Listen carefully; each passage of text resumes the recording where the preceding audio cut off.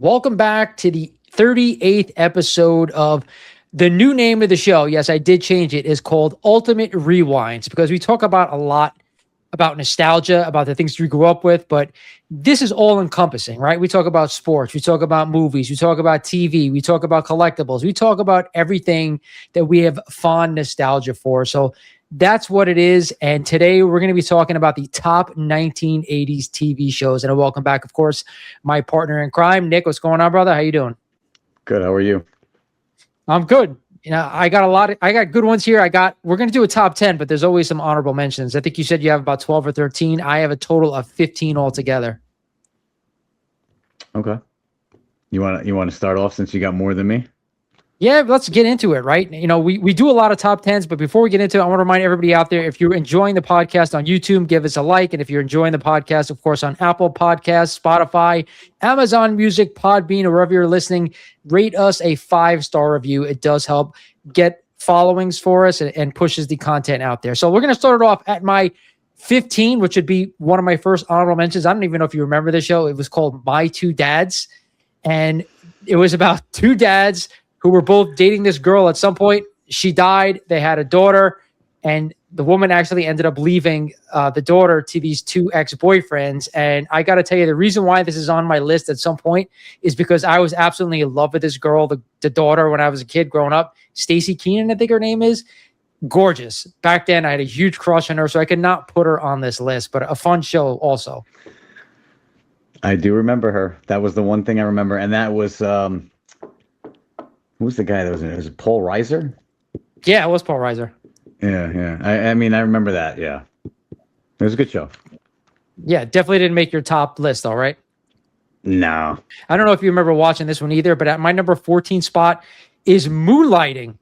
You remember that show with Bruce Willis, yes. Sybil Shepherd? Oh, my God. Two detectives to form their own agency, and they were two opposites, and you could tell they had such sexual tension between them. I love that show growing up as a kid, though. That probably wouldn't make a lot of people's 1980 shows, but for me, it was something I definitely had to put on the list and an honorable mention. That show catapulted Bruce Willis, and he became huge after that show. He was, of course, he's a huge 80s star, 1990s, early 2000s. We all know what happened to him now, but to me, he might be the star of the 1980s, and that put him on the map. All right, so what do you have? That's two. I mean, I didn't put it on the list, but since you have so many, this show started in the 70s as a spin-off of an all-time epic show. But it had its run in the 80s. And I'm going with the Jeffersons.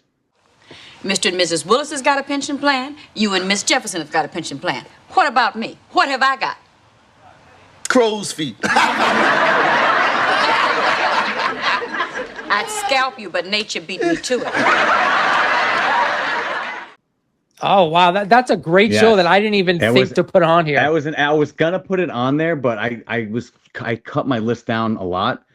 But it did start in the 70s, a spinoff from All in the Family, another epic show. But, dude, George Jefferson, all-time sitcom character. He was great. He was hysterical. It showed at the time in the U.S. like there was a lot of like racial instability. You know, you had the blacks, the whites, and everyone else, and he was just like you had Archie Bunker, who was the ultimate racist. Yeah. But then you had George, who was black and the ultimate racist, like on the other side, and it was just a great show. His wife was so easygoing, yet he was a hothead. You know, you had the maid who was like, had a fast tongue and was like cracking jokes on him. And she was the best one. You had the interracial neighbors, the Willises. Husband was white, wife was black, and they always had and then you had the English neighbor upstairs, Mr. Bentley. Just a great show, funny show.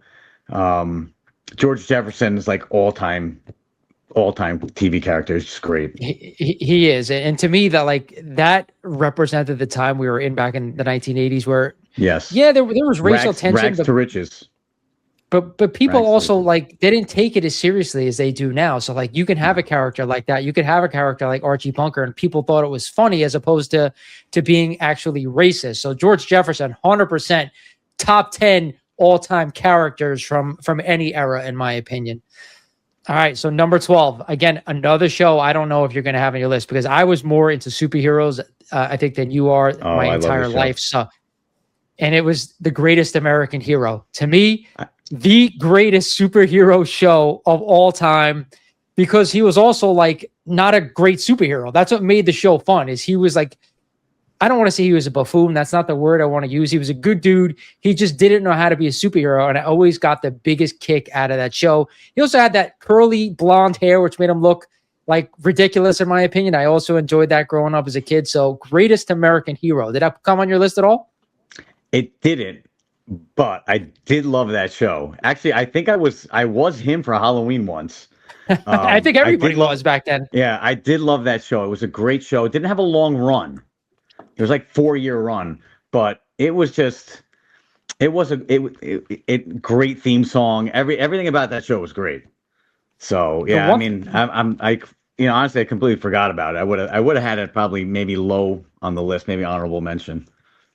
Yeah, definitely. That's what like why we do these lists because there are things that we forget about, right? We grow up, we love them as kids, but then you don't forget about them as adults. But as you go through these TV shows or go through these sports events that we've done in the past, like they want to, it may pop into one of our minds, and that's why we talk about it. But another thing about that show, which a lot of people don't ever talk about, is like that was really the first time anything superhero based was on TV outside of like a Marvel or a DC like show, like a Wonder Woman show. Obviously, we could talk about Wonder Woman, but this being like a spoof on a superhero, I thought was even better. So you go ahead, give me your next honorable mention. I mean, I don't know if this made your list. It probably did, knowing how much you like this show. It only had a 4-year run, early 80s, 82 to 86. But it was Knight Rider.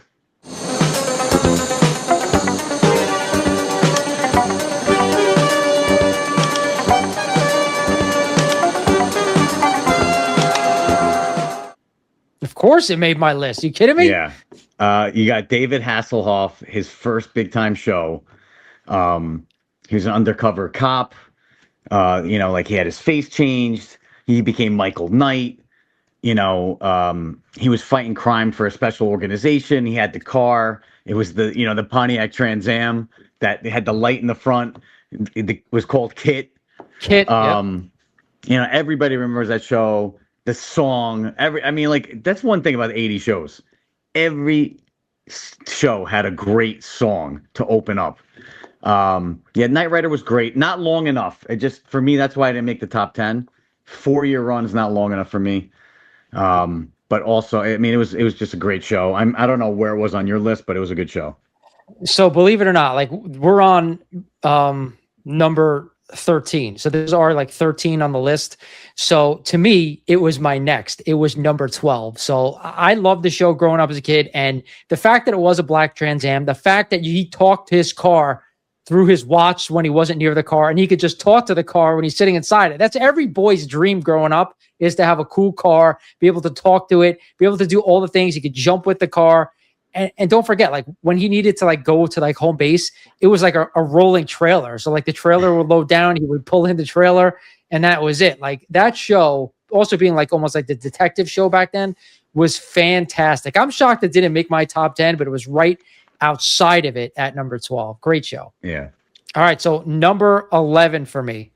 I guarantee you this is higher on your list. There's no question in my mind that this made your top 10. You're going to kill me with your numbering here. It's Family Ties. Well, how do I look? Middle-aged. Dad, recent studies show you can predict success by the way a person dresses. Alex, you're a young man. You shouldn't be worried about success. You should be thinking about hopping on a tramp steamer and going around the world, or putting a pack on your back and heading down to Mexico or South America, anywhere. The 60s are over, Dad. Michael J. Fox. Was it Michael Gross? I think was the father's name. I forgot about not Burgess Meredith. I forgot what her name. Meredith Baxter Burney is the mother, but yep. Such a great show that propelled Michael J. Fox's career. A little bit too serious at times, like in the 1980s, but that's what we grew up with. A lot of these shows had like really serious episodes at some point, but a lot of them were just great family comedies. But it propelled a career to me like an iconic movie star who went on to do one of my favorite movies of all time, Back to the Future, obviously the trilogy, and he's done other things, but that show in itself was fantastic. It's my number 11. All right, that actually was number 8 on my list, and it was All a right. 7-year run. It was a long running show, 82 to 89. But you had the two liberal parents, super liberal parents that were hippies, and they're raising this ultra conservative right wing son, and there was a clash, and like it just like the whole show captured this like cultural shift in the country because it was Reagan. This was Ronald Reagan's United States, right? So you have the cultural shift. You went from the 70s with all the hippies and the liberals, and you're going into the 80s, and everything's like you're making that switch over to conservatism, and you have everything's in people living in excess and money, and so it was a changing in time in the United States, and this show kind of captured that. Like you had the liberals and the conservatives bumping heads, and it just made for a good comedy. Yeah, definitely, it was a change in American values. That's what that show kind of showed. It showed that the values of America was changing in the 80s, and it was set in Ohio, Columbus, Ohio, the heartland of the country. So great show. I had it as number 8. So, but I get it as honorable mention. It's a pretty good show though. Do you have any more honorable mentions, or is that it? I have one. Okay. And that was Magnum PI.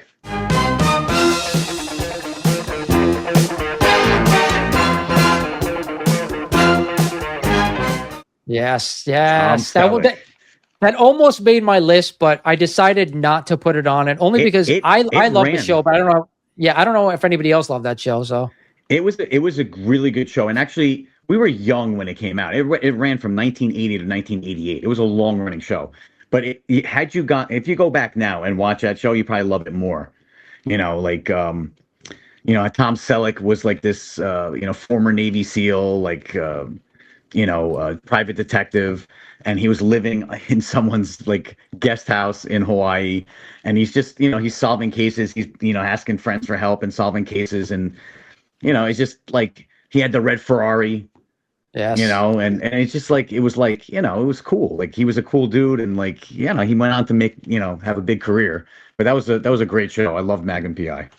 Did you know that Tom Selleck was supposed to be Indiana Jones, but he couldn't get out of the Magnum PI contract, so he had to do it. So regardless, Tom Selleck, best mustache in the history of television or movies. So that's what made him a legend, not just the stash, but his stature. The show itself was fantastic. And again, another great detective type show from that time period.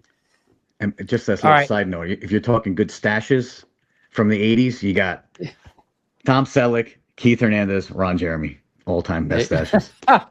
The third one there, I don't know if a lot of people know. I'm sure the people who are listening, maybe they know, but my number 10 to start the list off as one I think is going to make your list, because I know you made fun of me for this show, relating to this show in college, and that's The Facts of Life.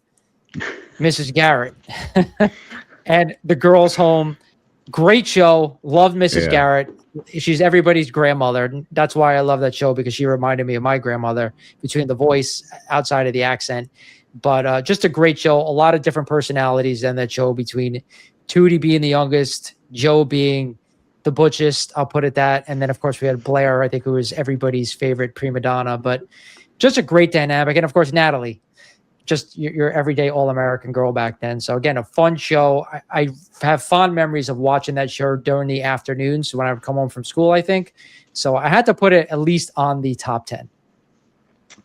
That didn't make my list, but It was a good show. It was a good show. I mean, listen, there's so, TV is not like it was back then.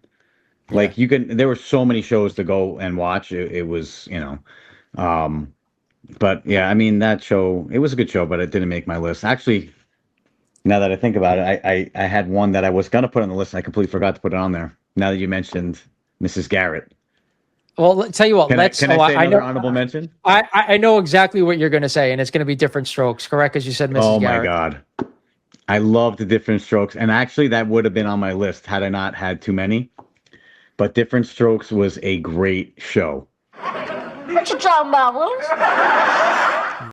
Fantastic. See, we're veering from the list here, which is fine. That's why we're doing it, having a conversation. So I agree. Again, great premise of, a white rich person taking in two African American boys. Such a great dynamic. But you're right, Mrs. Garrett was their housekeeper and spin-off for Facts of Life. But there were so many great episodes of that show. And of course, the one famous one is, the touching bike. one. But yeah, the bike, the bike shop. episode. Everyone's scared of that bike episode. Such a great show. And again, another great character in Gary Coleman. What was his name What on you the show? talk about, Willis? Yeah, what was the name on the show, though? Arnold. Arnold, that was it. Arnold. That's what I wanted to say, Arnold, but I was like, that can't be right. It is What you Arnold. talk about, Willis? Great show. Great. And he never did anything after that, unfortunately, Gary Coleman. Then he passed on early, so. Yeah. Great show. It was known more for the troubles off the air than on the air, Of course. But yep. But it also is a great time, all-time show. But let me give you my number 10. What's your number 10? Yep. I don't know if this is on your list. I have a feeling it's on your list, and it's much higher than where I have it. And that's MacGyver. It's not on my list, but I should get another show I totally forgot about. You're right. MacGyver had a 7-year run from 85 to 92. And it's about a secret agent named Angus MacGyver, right? And he worked for the Phoenix Foundation, and he was best known for not using weapons, and he used his scientific skills to solve issues. Like instead of I don't know, like he would use paper clips and a Scotch tape, and then something would explode. Like it was that was what he would do. You make a bomb out of like fucking a rubber band and whatever, like a leaf, chewing gum. Yeah. Crazy stuff. That's what made the show fun. So it was a great show, but what made it even better is the spoof that they did on SNL, MacGruber, and they even made that into a movie. That MacGruber movie was pretty funny. But what? It's funny that you mentioned that show. I totally forgot about it. It's not on my list. But show. It was a good both show. Us being in like the science field, that show kind of made me want to do something along those lines. Like as a kid, I always wanted to get into robotics. So like, that's what I wanted to do. And part of that is MacGyver, because you could always build anything out of like scrap. So damn, I totally forgot about that show. That's a good pick, man. That's a really good one at number 10. All right. Number 9 is definitely, I'm pretty sure this is going to make your list, but I could be wrong. My number 9 is Balky Bartakamus and Larry Perfect Strangers. Now we are so happy we do the dance of joy! Hey! Hey!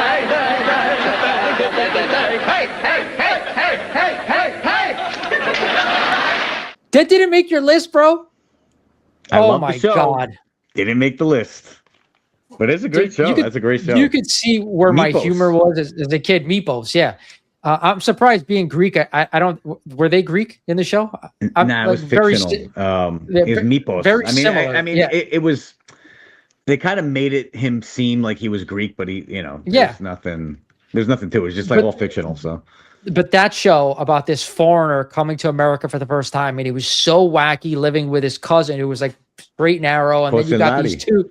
Yeah. Then you got these two hot blondes that there's no way in life that these fucking dudes would have pulled these two. It just made the show fantastic. It was like the Odd Couple for the 1980s, where the Odd Couple was the 1970s, but they had a nice 1980s feel for that show. So I always enjoyed it. It made it number 9 on my list. So what do you think about that show? Don't be ridiculous. That show was that was a good show. I'm not gonna lie. I do love Perfect Strangers. I do love me some Balky Bartakamus. Cousin Larry, yeah. There was a good show. I you know what? Another one that I just forgot about.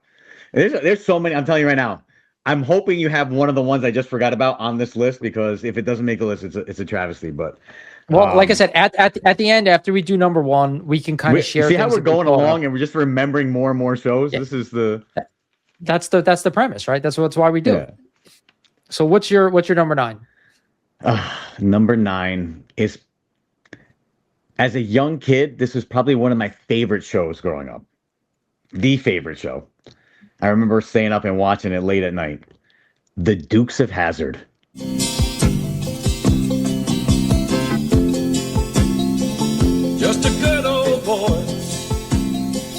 never meaning no harm.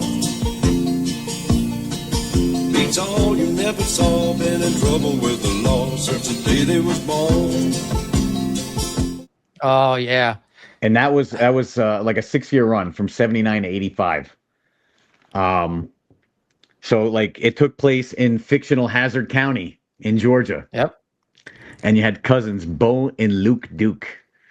And they were actually, the whole premise of the show is they were on probation for running moonshine.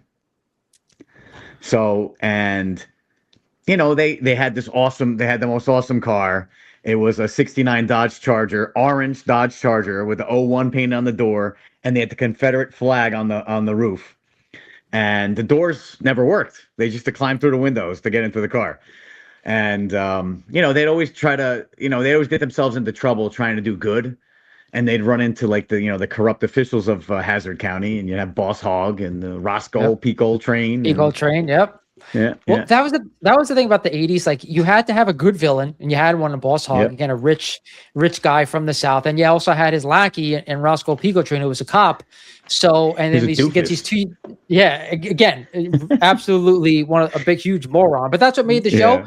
And then you had these two young guys who were good looking guys. And of course, their cousin, Daisy Duke, who made that show for any young boy. Daisy Dukes. Oh my, Daisy Duke was the reason behind Daisy Dukes, the jeans. Oh my God. She was hot. I can't believe that the two that you just mentioned did not make my list, because it didn't even come to mind. That's what I'm saying. I mean, Perfect Stranger. You said Perfect Stranger. I'm like, damn it, man. I missed Perfect Strangers. A lot of these 80s shows, and they'll probably repeat on some of the other ones, but like Knight Rider, Magnum PI, Dukes of Hazzard, they're all like guys living their dream, basically growing up to be like an action star, or like, you know, as we're talking about Dukes of Hazzard, but just like rebels. That's really what they were. Like, that's what we wanted growing up as a kid. It wasn't all this shit that goes on now that have kids like panicked about stuff. It was just fun. All right. True. I know this one has to be on your list at number 8. It has to be on your list. If it's not, I'm going to be shocked. And that's my boy, Tony Danza, and Who's the Boss?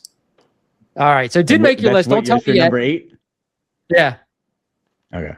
Don't tell me yet where it was, but I got to tell you, iconic TV show. Tony Danza being a housemaid for a woman who was an executive, and they end up falling in love throughout the show. A lot of great sexual attention in these 1980 shows. He ends up having a daughter who goes on to be obviously a huge crush of mine growing up. Now she's a little bit of a nut job. A lot of guys. And then, of course, the best part of that show is the mother. Mona, by far, the funniest part of that show, was in love with Tony as well. Like, really just wanted to jump his bones. But it's such, again, a great family TV show, and the character development for these shows were off the charts. She was the original GILF/cougar of the 80s. Yes. Mona Robinson. Oh, she was hot. But yeah, it was a great show. It's actually 6 on my list. All right. So you got Tony Danza, who played Tony Maselli, right? Former baseball player. It's just another one of those 80s changing in times type of shows. Where you had the role reversal, right? You have the woman, the beautiful woman that's the breadwinner, and you got Tony, who's like the stay-at-home guy that takes care of the kids and cooks and cleans. It's just like one of those. It's, you know, the 80s was like a shift in culture. Like, that's why what makes the 80s so great. It was such a great time to be alive. I mean, I feel bad for people who didn't live through the 80s, man. Like, the 80s were so great.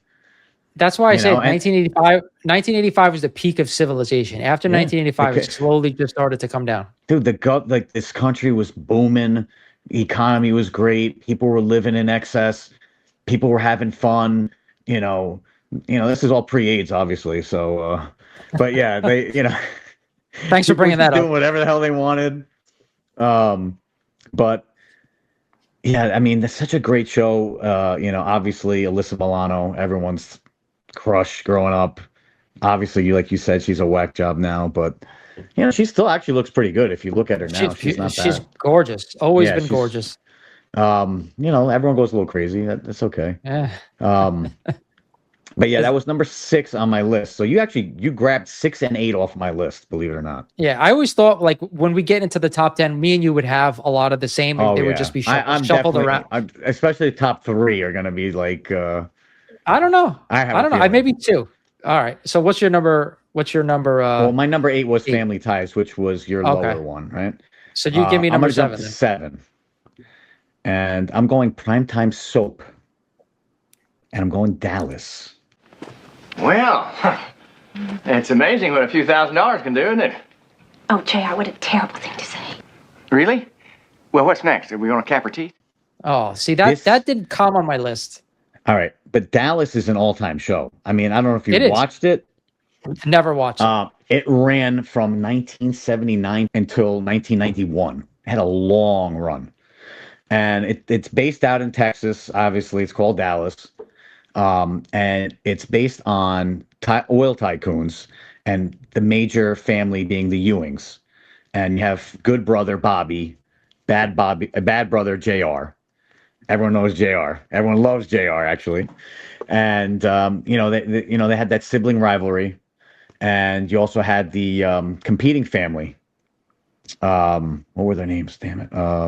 The Barnes, Cliff Barnes. I don't remember Cliff Barnes, but just a great show. Ultimate villain in JR. Oh my God. I mean, he slept with everybody on that show. Who That did he doesn't not make him a sleep with? villain. That's a great. He slept makes with him a people's wives. Oh my God. That makes him a hero in my eyes, not a villain. Yeah, but he was. I mean, just like you had Goody Two Shoes Bobby. You had the evil brother Bob, Jr. Cliff Barnes was another animal. Just a great show. It had such an incredible run. Beautiful women on that show. Just awesome. See, that Dallas did not make my list. I heard of the show. I knew it growing up as a kid, but I could not put it on my list because I never really watched the show. But I did hear from everybody back then that it was a tremendous show. It was almost like, like you said, like a soap for prime time, which you didn't really have back then outside of that show. So I understand why people fell in love with it. I'll throw 2 other names out there that didn't make my list, but they were also big time 80s like soaps, like primetime soaps. And you had Dynasty, which was phenomenal, and Falcon Crest. Neither one I watched. Both I've heard of, neither one I watched. So, all right, we're at number 7, believe it or not. And number 7 is a classic. I don't know if it made your list. I don't know if you were into the show, but I was. But what was weird about the show is that I don't remember ever there being a plot in the show. It was just like people getting together, and that's Cheers. So Sam Malone owning a bar, being a former, Boston Red Sox player, made him a huge deal. But then what made the show greater is all these cast of characters that continuously came through the bar. You had Cliff, you had Norm, you had the people who worked there, and Woody Harrelson. I forgot his name. You had, I think it was Mac, the guy. Yeah, Woody. Coach, and then you had Coach. That was Coach it. Coach, he ended up dying. And during the show. And then, of course, you had the women. You had Diane, and then you had Kirstie Alley's, whoever she came in. I forgot her name. Or Rebecca. Who she played. Rebecca, that she came in later on and played. But you forgot that show, the best one. Rita? What's her name? Carla, that's it. I thought it was Rita. She was married to Danny DeVito in real life. Yeah. Yes. So to me, like, that show was just all about the characters that came into the bar. It's almost like a Seinfeld for the 1980s, where like, we'll see what happens when they come into the bar today, but it was such an iconic show. And I think because of his backstory as a former Major League Baseball player. All right, I'm going to comment on that. You said I wouldn't have it on my list. It was number 1 on my list. Really? Wow. The only reason I say it, and maybe it wasn't like my favorite show, but I placed it number 1 because of its all-time stature amongst the other shows. It ran from 82 to 93. The series finale, I think, had like 80 million viewers. It was like something insane. So the show, obviously, you said Sam Malone, former Red Sox pitcher, owns this cozy little bar in Boston. He has, basically the show is based on his relationships. He had the relationship with Diane. When she left, he had the relationship with Rebecca. So that was the center of everything. But like you said, what made the show was these cast of characters, Frasier and Cliff and Norm, Carla, all these and Woody. I mean, all these animals that are in the bar. And that's honestly what made the show, and spawned the spinoff of Frasier, which was also, I mean, wasn't an '80s show, but it was an all-time show. So I mean, anytime you have a show that can create a spinoff that's very successful, it's a good show. Absolutely. For me, I'm going to ask you this question: if you had to pick, fuck one, marry one, kill one, boy. Carla, Diane, Rebecca, who are you going with? Fuck, marry, kill. Yes. Okay, you ready? Yeah. I'm fucking Rebecca. I love the I'm with you curvy. there. I love Kirstie Alley. I love the Always curve. loved Kirstie Rebecca Alley. Lynn. Oof. Yep. She was beautiful too. She was. Even when she was a little bigger, she was still cute. I thought she was very sexy. And I'm going to go marry Carla because I think she'd make a great wife. She's a spitfire. And then I killed Diane. Diane was a fucking pain in the ass. Forget her, man. She was a whack job. Forget her. Get rid of her. I go, that's in my order. And I'm sure that's pretty much your order too. I agree. Like Diane, with the character herself, was beyond annoying. Miss Priss, everything bothered her. Like, forget that. Carla would probably drive me nuts though, as my wife as well, because she was like wild. Her husband in but that, I feel like she'd make a good wife. Entertaining wife. entertaining. Yes. 100%. I agree with that. All right. So my number 6, I know it's got to be on your list. It has to be. Oh boy, here we go. It's one of the I'm surprised it wasn't in the top 3 because that's how much I enjoyed this show, and that's the A-Team. We're not going to the airport, BA. Isn't Murdoch kind of crazy? If he's flying, then we are dying. The A-Team for me was honestly the best action show from the 1980s. 4 tremendous characters that all came from 4 different backgrounds, all, Army vets, all wanted by the government. Yeah, all whatever. Hannibal, the leader, comes up with the plans, the smart guy. B.A. Baracus, Mr. T, he's the brute, the force. Howling Mad Murdoch, again, one of my favorites, absolutely out of his freaking mind, but they needed him to fly the choppers. And of course, another favorite is Face. Could do anything. Everybody believed what he says. And of course, always falling for all the chicks, and the chicks are falling for him. So it was just a great set of characters. And every week was like something new. You go into a town, they'd need them, they'd win in the end, and then they'd disappear. That was the MO for the entire show, but it worked, man. It was I was hooked on that show. It wasn't a long running show. No. I wanted it on my list, actually. I was gonna put it on my list. It's not on your list? Jesus it's not Christ. No, it can't be top 10. I mean, I loved it. Don't get me wrong. In fact, the show, I don't know if it was the show that all right. So the best cameo on that show was Hulk Hogan, by far. And because of the cameo, Mr. T made it to WrestleMania 1. So, I mean, it has a lot of cultural significance. That show was great. Best opening, I think, for a show. The theme we're probably gonna do another episode of just another podcast just on themes. Oh my god! But that I agree that it might be number 1. That's how good it was. This may be on your list. I'm not 100% sure. I did love the show. I have them back to back because they're very similar shows in their dynamic. Growing Pains. Okay, it's on my list. Ran from 85 to 92. Right, based in Long Island. You had Jason and Maggie Seaver, and the 3 kids, Mike, Carol, and Ben. Right, and it's basically another one of those role reversal shows. You have the wife going back to work, you have the husband working out of the home and taking care of the kids. It's just and it was just a wholesome comedy. They tackled like social issues and stuff like that, and just a great show all around. You had I guess the last season, even Leo DiCaprio got his start in Hollywood from this show.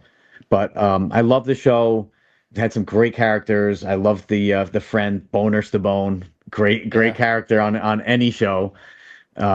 Little known fact as a Mets fan, but do you remember who the neighbors were for the Seavers? I don't. They're from Long Island, New York. It was the Kuzmins. So you had Seavers and Kuzmins. The creator of the show was a huge Mets fan. So little known fact. What's great about that show, again, another great dynamic with the children. You had Ben, who was the youngest one, who was almost like the more normal out of the 3 kids. And then you had Mike being the oldest, who was like a complete Animal. He was a cool kid. Everybody loved him, but at the same time, he wasn't into school. He was like almost like more of a until he became clown a at Jesus times. freak. Yeah, in real life. But then, of course, you had the middle one, and Carol, who was like straight A's, straight whatever, your perfect daughter, and they just meshed well together. The father was like a therapist from his home, so it was just such a great family dynamic, which I think really resonated back in that time, the 1980s, where you can have different types of families. Like we saw like different strokes, we saw the family ties, we saw the growing pains, who's the boss, and all different type of family dynamics, which you don't see a lot now. So, like I was saying, it just showed the change of time. The 80s, like things were changing in the 80s, and it was just stuff that people weren't used to. They weren't used to their mom going to work.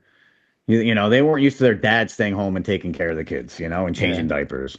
You know, and it's just like another example too of an 80s show where, you know, off the air stuff affects the show, right? So you had the daughter, Carol, she had bulimia or anorexia or something, and she looked like she was dying almost on the show. And then you had Mike became a Jesus freak and completely changed his character on the show. They went from him being, you know, funny and an animal to like a goody two shoes. It didn't like, that's why that show, like towards the end, just kind of like faded. So you know what? That was my number two show overall.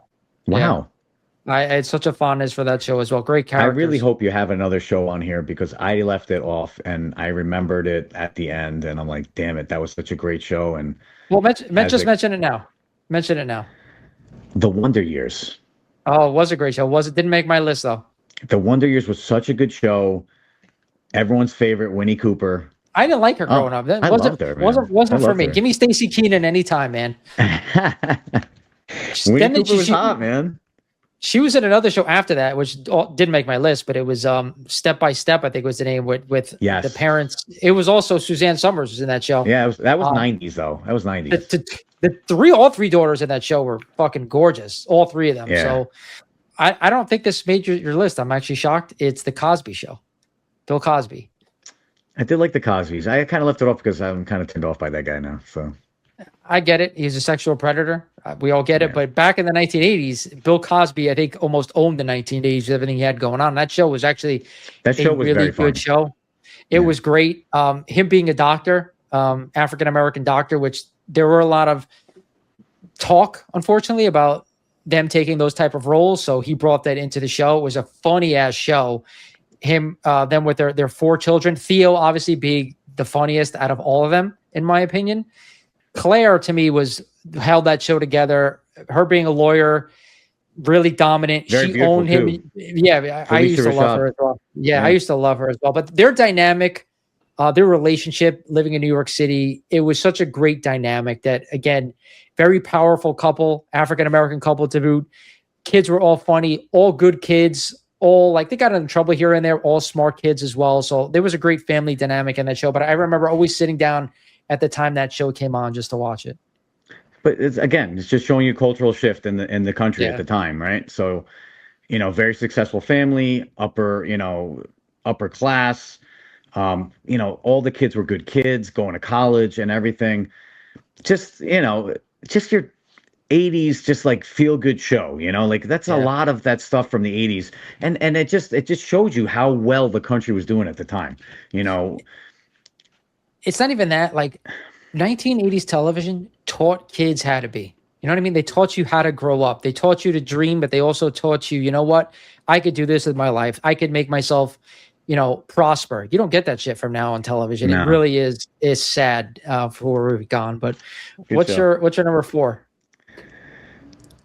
I think this is on your list, unless if you didn't consider an 80s show. I consider an 80s show because that's when it started. And that's Married with Children. Let's rock. So, dude, let me tell you something. To me, that was always a 90s show. So if this is an 80s show, it had a 10-year run. It would be number 2 on my list. If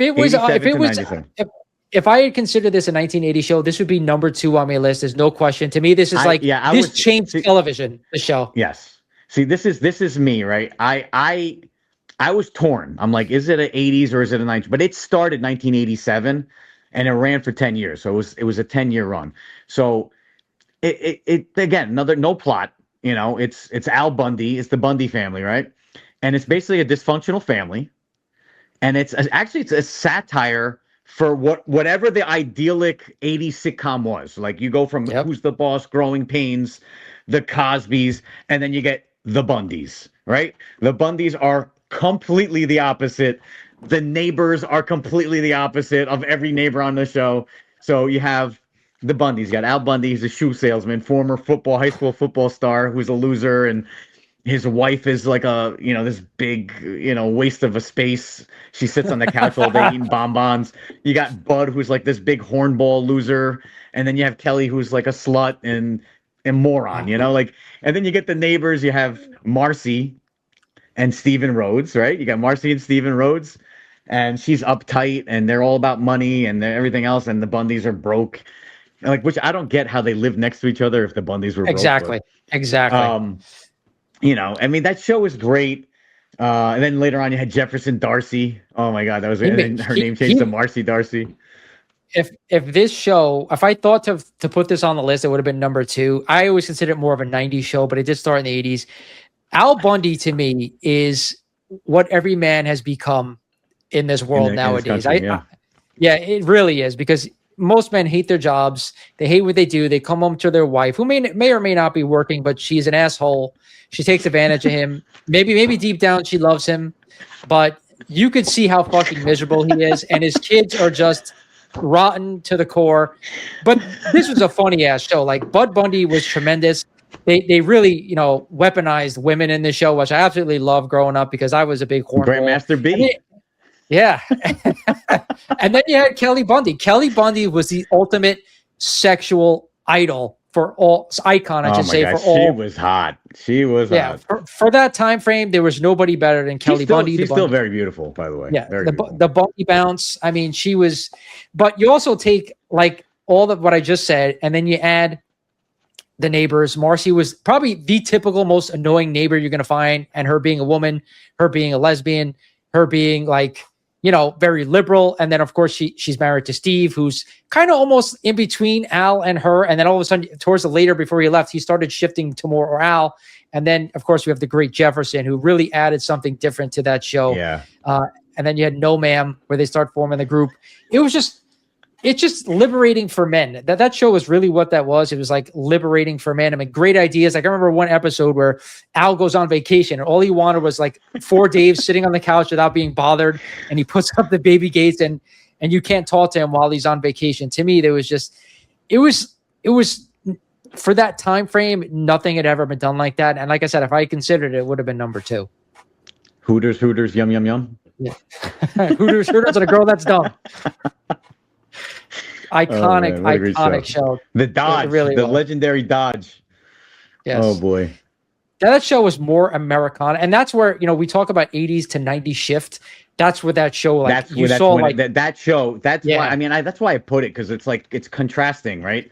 So it begins in the 80s, at the late 80s, and like you've had an 80s run where everything is wholesome, everything is great. And then here comes Al Bundy, and he's like, you know what? No, it's not. It's like big F you, like nothing's great. It was a groundbreaking show. It really was. Because I mean, I think around that same time, right? Didn't you have Roseanne too? Which is also that same type of mold where it was just like, nothing is great. Everything is shit. All right. So my number 4 is a show that I think would be on your list, but again, like Married with Children, where it was 80s to 90s, this was 70s to 80s. And I think it would be like number 1 on your list, knowing you, but maybe number 2, because you already told me what number 1 was, or maybe it didn't make it because you thought it was 70s. But that, of course, is Three's Company. Good morning, Mrs. Roper. Oh, good morning. Oh, hi, Jack. How have you been? I haven't seen you for a while. Here's your wallet. You left it in my bed. This made my list at number 3. I mean, this is my all-time favorite show. Show, but I put it at 3 for a reason. Okay, so go ahead. You want to talk about characters, you want to talk about character development. A dude who's living with two female roommates in the late 1970s, early 80s, which was, God forbid anybody do that. And not only that, how many great characters came into the show for like cameos, like Mr. Furley, who was their landlord, who would never approve of such a living arrangement. Then later on, there's Mr. Roper and his wife. And again, another instance of a man hating his wife right there in Mr. Roper. Times have not changed regarding that. But then you had guys like Larry Dallas, who added like color to the show as Jack's best friend, who lived upstairs wherever he lived, and all the great sexual endos that went along with that show. And then, of course, you had Jack's career. You had the Regal Beagle. Phenomenal show for the time frame. But I'm going to let you speak on this because I know it is your favorite show. Well, I know everything about this show. So this show was based on a British comedy called Man About the House, right? They bring it here. They base it in Santa Monica, California. And it's two girls that their roommate moved out because she had a baby. And so they need to find a roommate. They had this party and, this guy, they find him in the bathtub, sleeping in the bathtub. And it's John Ritter. He's, Jack Tripper, the Jack Tripper. And the rest is history. It's, they wanted, like he made them breakfast. They wanted him to stay. So, they had to pretend he was gay because there was no way they would let a man live with two women because it was just a different time in this country. Right. The whole show. I mean, it like talk about the original show about nothing. This was the show about nothing. It's just it had a basis. It was two girls living with a guy pretending to be gay. That was it. Everything else was just flat. There was no storyline. It was just misunderstanding, double entendre, slapstick comedy. It was just good, feel good comedy. All the sexual stuff. All the gay, hidden gay jokes and, just the homophobia of the landlord and everyone else too, as a matter of fact. But just such a great show. Larry Dallas, the pimp of the show, like it's just such a funny show. Again, as a young boy growing up, to have all these very good-looking women there, not just obviously, Joyce DeWitt and Suzanne Summers was hot. Yeah, but they were there every show. It's almost like later on when Suzanne was left, you had Terry, who was also very good-looking, and they all these Jack's girlfriends and Larry's girlfriends that they bring over all the time. That's what made the show great as well. But and to none me, of them wearing bras. Yeah, to me, like this is like one of the first shows that almost broke the fourth wall because every time something funny would happen. Either Mr. Roper would kind of look at the camera, Jack would look at the camera, or Mr. Furley would look at the camera and be like almost like smirk a little bit, like they're breaking that fourth wall. So like that also like it made something special about that show that we didn't have before in 1980s television. Yeah, he had it was Mr. Roper, and he would do the wisecrack about his wife. Yeah, and he just turn and look at the camera real quick, and then he had the Tinkerbell. I to this day I still watch it. I mean, it's like my favorite show. You don't have to think. You just don't have to think. You can miss like 5 episodes and go in and it's a fresh episode. It's kind of like Seinfeld, in that sense where you don't need, there's no storyline. I mean, Seinfeld had more of a storyline than Three's Company, to be honest with you, because you do have like things that they remembered and went off of, but. So if you know this guy, when we were in college together, when he was just have some downtime, he would put on episodes of Three's Company, that and the Karate Kid. Those are the 3 things and wrestling, Three's Company, and the Karate Kid were the 3 things I saw you watch over and over in college. But so I knew it was going to be on your list. There's no question. That's your number 2. Honestly, I wanted it number 1, but I could not put Cheers not at number 1. That was my thing. So my 3 is Full House. To me, a great show. A lot of great characters. Another different family dynamic where you had, Bob Saget, who in real life is a fucking animal. God rest his soul. One of the best comedians. If you ever haven't watched Bob Saget stand up, it is so funny if you like dirty comedy. But to me, his wife dies. He invites his brother-in-law to live with him, invites his friend to live with him, Dave Coulier, and of course the great John Stamos. And it's such a great family dynamic because now he has these 3 girls.